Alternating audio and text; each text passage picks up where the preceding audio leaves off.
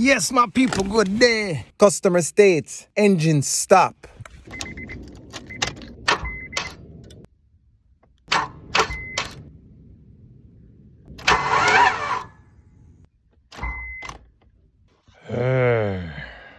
Let's take a look at the oil.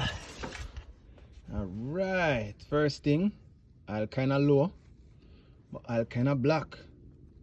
So this is how you check it. See if it have any gum in it. See if it gummy. And it feel like water, and it also feel grainy. So we wipe this off. That's how you get the real color of the oil. You see what color that is? This is not a diesel, okay? This is a gas engine. Not supposed to black like that. Supposed to have a little brown. Let's check again. Man, you see that? That look bad. In a Jamaica, we say this flag out. Yeah. Look at that. Yeah, this is not a diesel. This oil not changed from the year was 1.